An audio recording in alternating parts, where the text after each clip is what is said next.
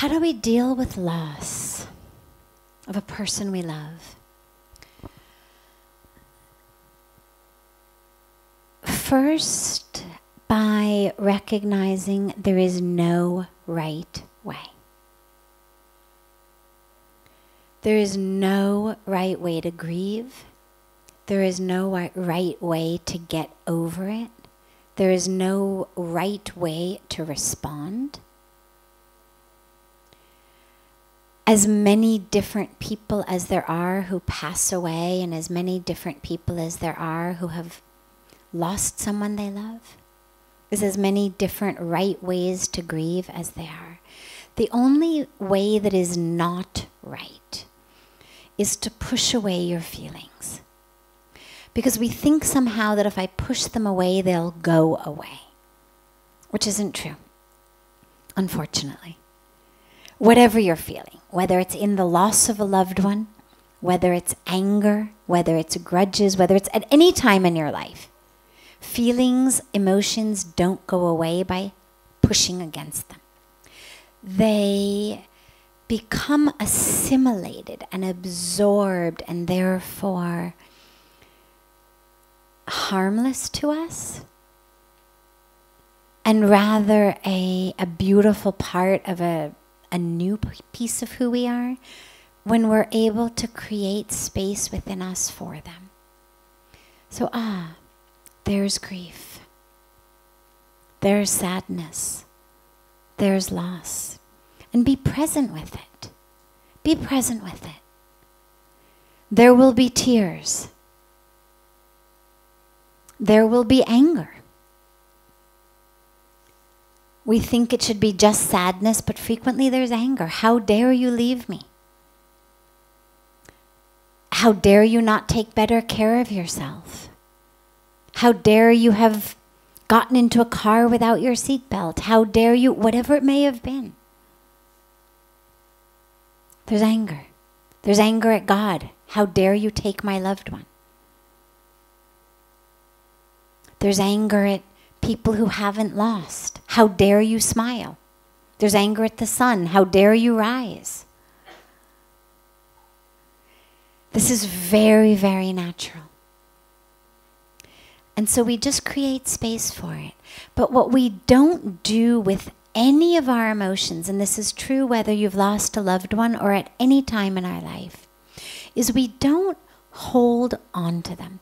Emotions are actually very, very fluid. They come, they tend to kind of wash over us, and then they dissipate. What makes them last very long is when we grab hold of them. When we wrap that emotion in the whole drama that goes along with it. And then that lasts. So try as much as you can to just stay with the pure emotion. When there's grief, there's tears, cry. There's anger, sit, close your eyes, allow the anger to be there.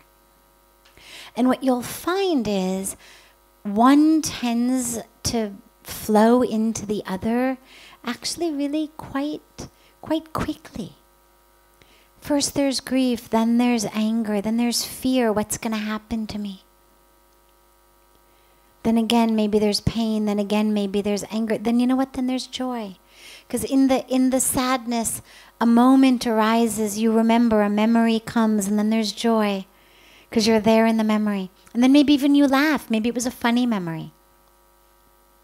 The only problem that comes is when the mind comes in and says, how dare you smile? Your loved one just died. And we start to second guess how we feel. We start to judge how we feel. There is an intelligence in us, an intelligence in the universe. Allow it to manifest, yeah.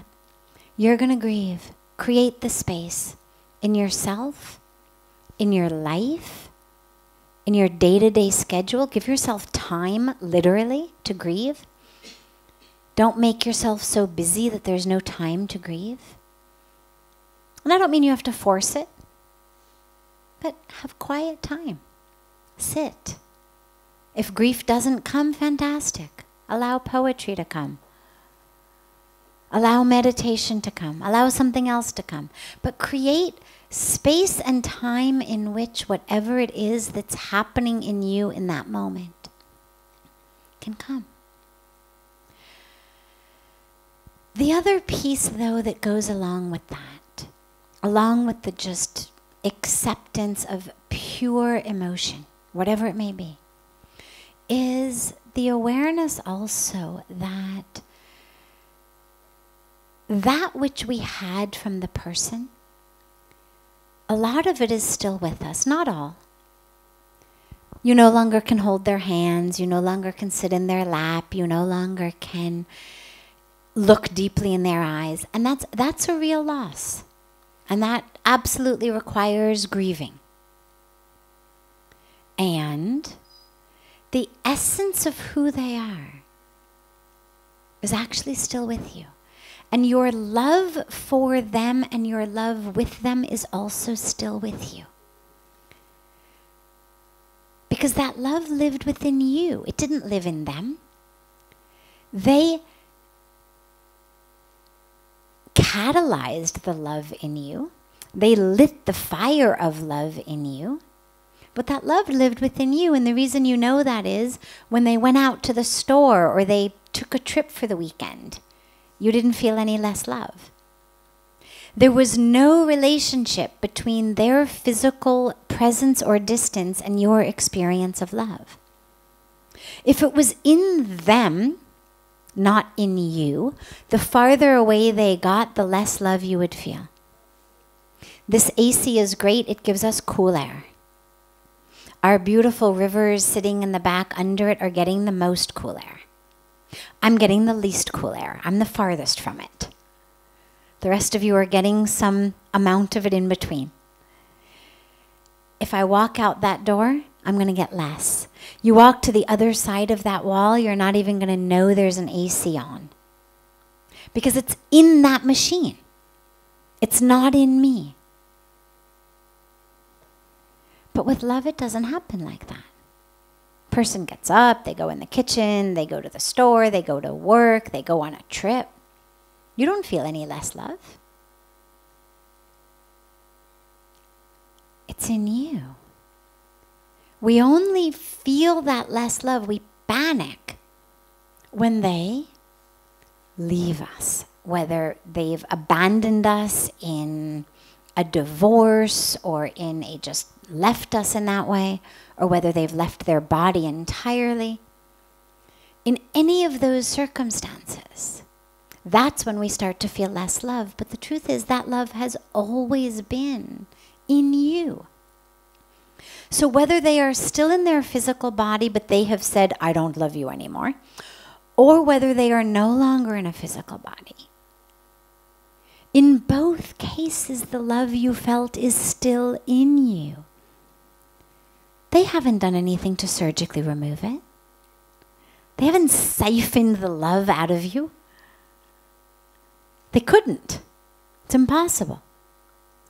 And so along with creating the space to grieve the loss of their physical presence, we also remember that actually that love is still in me, and I can still tap into it, and I can still love it. I can still live in love, even if I don't have that person catalyzing it anymore, because it's still in me. The fire is still burning. So allow yourself to sit in that and to experience the love. And not to have the mind play mind games of, oh, they've left you, now you don't have any love, they've taken your love and gone. No, they haven't. They've taken their physical body and gone. They've taken the joy that you got from looking at them or touching them. But the love is still in you. And don't let your mind convince you any differently. So both of those together we practice. Because they're both real. Just on slightly different levels of existence.